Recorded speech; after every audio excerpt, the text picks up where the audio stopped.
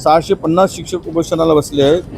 नवजात अर्भक घेऊन सुद्धा महिला शिक्षिका सुद्धा तिथे बसलेली आहे. यामध्ये आता SIT नेमली गेली, चौकशी सुरू आहे, पण हे प्रकरण सत्ताधाऱ्यांशीच अधिक संबंधित आहे. त्यामुळे याच्यावर प्रामाणिकपणे चौकशी होईल की नाही माहीत नाही. ज्या शाळांमध्ये बोगस शिक्षकांची नियुक्ती केली गेली त्यातील 80% शाळा, 90% शाळा या सत्ताधाऱ्यांच्या जवळच्या शाळा आहेत. त्या ठिकाणी या पूर्ण बोगस भरती केली गेली आहे आणि म्हणून यांचाच आशीर्वाद होता. हे सगळे बोगस नियुक्त्या करताना बोगस ID निर्माण करून 40-40 लाख रुपये युवकाकडून वसूल केले गेलेत नोकरीच्या नावाखाली. काही ठिकाणी तर 70 लाख रुपये नोकरीसाठी घेतले गेलेत आणि हे सर्व या ठिकाणी आज जवळपास 7,500 आपला तरुण हे यशवंत स्टेडियममध्ये आहेत. हे शिक्षक आपले आहेत. 1,34,000 हे युवा प्रशिक्षणार्थी होते. आता जवळपास 7,500 आलेत.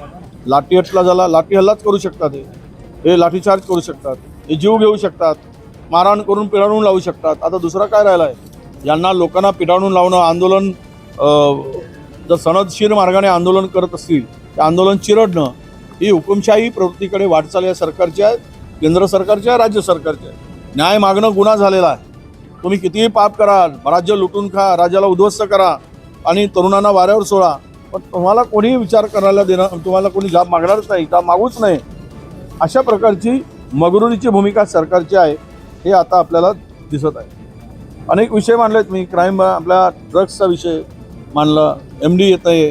यवतमाळ जिल्ह्यामध्ये कारखाना सापडला. आज सकाळी सातारा जिल्ह्यातील जावळी तालुक्यात सावरी गावामध्ये सापडला आहे.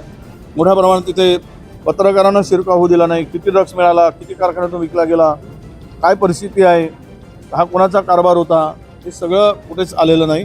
पण क्राईम ब्रांच मुंबईने मात्र याच्यावर धाड टाकली. पोलीस अधीक्षकांनी काही त्याच्या संदर्भात समाधानकारक उत्तर देऊ शकले नाही आणि हे नक्की कोणाला वाचवण्याचा प्रयत्न होतो आहे हे आम्ही गृहमंत्र्यांच्याकडे मागणी केलेली आहे.